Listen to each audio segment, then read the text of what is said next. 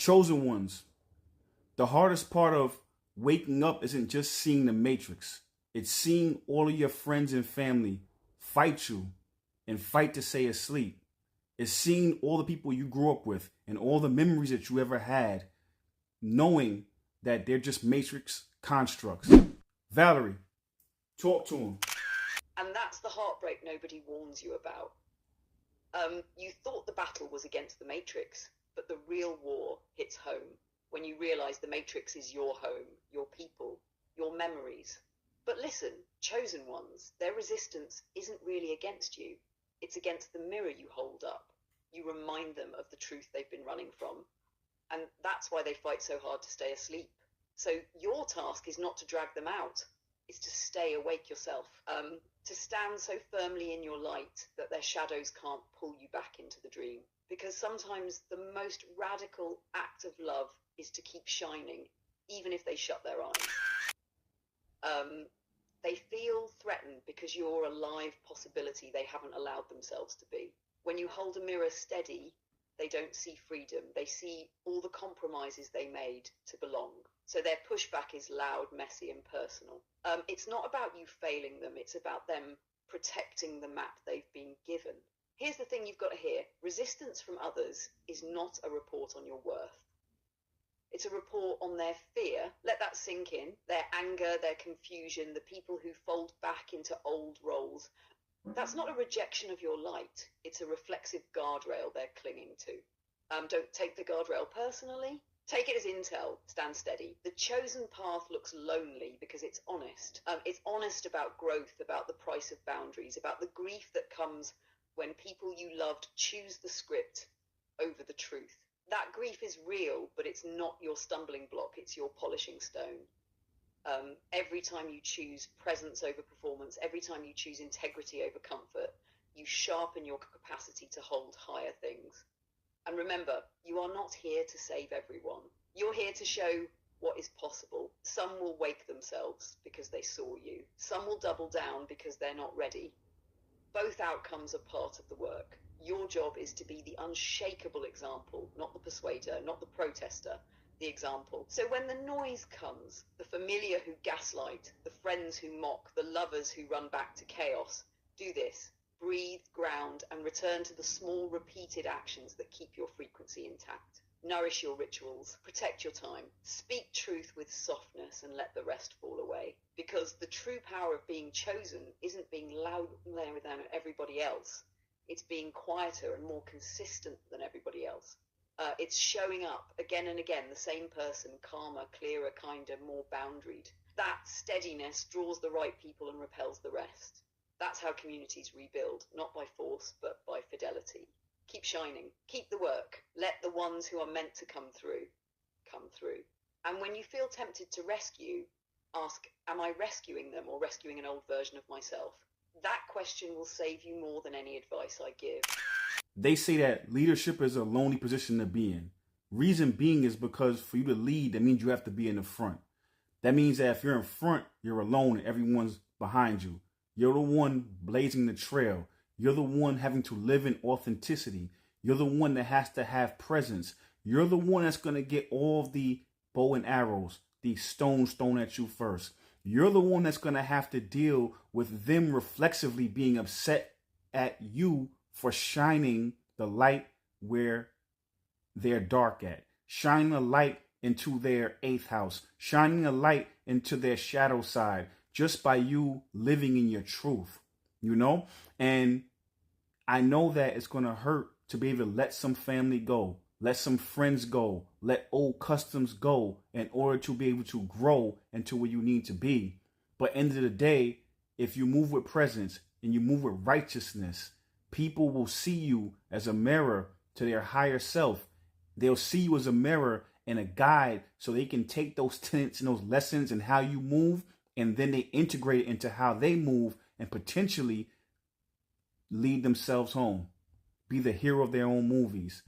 Valerie, talk to him. That's the essence of it, King. Leadership isn't glamorous. It's crucifixion and coronation at the same time. When you step into that front position, you become both the torchbearer and the target, the first to cut through the thorns and the first to bleed, the one who feels the silence when the crowd you thought was with you disappears. And yet that same solitude becomes sacred because it forges the kind of spine and soul that can't be bent by external storms. Here's the paradox. When you embody presence, you stop needing followers. You stop needing to be seen, and instead you become a landmark, something others can orient themselves around. You're not pulling them, you're showing them what sovereignty looks like in real time. Yes, you'll lose people. Yes, it will ache to let family fall back into comfort zones while you step into fire, but each goodbye chisels you sharper. Each betrayal clears the stage for your authentic resonance to broadcast without distortion. And those who are meant to receive it, they'll find you. Not because you reached back to drag them, but because you stood steady enough for them to catch their own reflection and rise. So don't flinch when the arrows come. Don't shrink when the shadows hiss. Leadership isn't about avoiding stones, it's about transmuting them into steps. Each wound becomes wisdom, each loss becomes tuition, and eventually the very people who cursed your distance will thank you for blazing a path they were too afraid to cut. You don't have to be the hero in their stories. Just be the living reminder that a hero is possible. That's enough to shift timelines. So I'm going to give you some food for thought, right? We said previously that, leadership is a lonely position. But I'm going to tell you an even lonelier position. Being in a relationship or relationships that don't support your evolution and growth and higher self. Being in relationships where everyone is asleep and you've already seen past the veil, and then you have to then act as if you didn't. Once you wake up, it's impossible to go back to sleep, but these people will consistently try to rock you back to sleep and will be aggravated with you because you're awake and you're moving in that bed, metaphorically speaking. Nothing's wrong with that. Nothing's wrong with them, but understand that that's where the attacks come from. That's where the frustration comes from. That's why presence is important. That's why detachment is important. You can still love these people. You still have to love them because moving through love in this world is the most powerful thing you have. Moving with gratitude, that's one of the most powerful magnetic forces in this world. But simultaneously detachment to where now you're not frustrated with their lack of evolution and growth. Everybody has to come to their awakening in their own time. It's not up to you to decide that. It's up to them and their higher self. You never know what type of lessons they have to learn, what type of journey they have to have, what type of consequences, what type of, things they have to go through to be able to give them the wisdom to wake up, to see behind the veil. Everyone has their own journey. Part of your journey is to allow the people that you love and you grew up with in the physical 3D to be able to have their own metaphysical experience, but that's for them. That's their journey. They have to go through their own path. You cannot control their path. All you can control is your reactions. Valerie, talk to him. When you said that, it hit heavy because that's the real test of awakening, holding your light while watching people you love choose their shadows.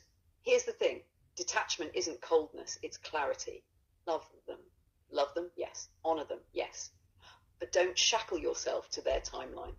If you do, you'll drown in a sea that was never meant for you to swim in. Presence keeps you rooted in your path. Gratitude keeps your heart open. Detachment keeps you free. And those three together, that's how you walk through the world without being pulled back into someone else's loop. Because the truth is, you can't drag anyone across the veil. You can only stand on the other side and shine bright enough so they remember they can walk through it too. Your job isn't to save their soul. Your job is to embody yours. If you made it to this part of the video, thank you so much for watching all the way through. If you found this on TikTok, what you need to do next is go follow me on YouTube. My name is Omarvelous. You can search me there. The reason why you want to do that is because we do deep dives on decoding the matrix every Sundays and Monday. So now what we do there is we go for 2 to 2.5 hours and we decode the matrix. Also, if you make this part of the video, what I would like you to do is drop a comment. Tell me your perspective. Tell me things that you've went through. Share it. You know, we're creating a family situation here, a spiritual soul family. So I know a lot of people watching this have dealt with this type of loss or these type of losses, this type of growth. And also, you know, in order for you to have elevation, you have to have isolation. So, you know, tell us your stories. You know, on that note, stay tuned.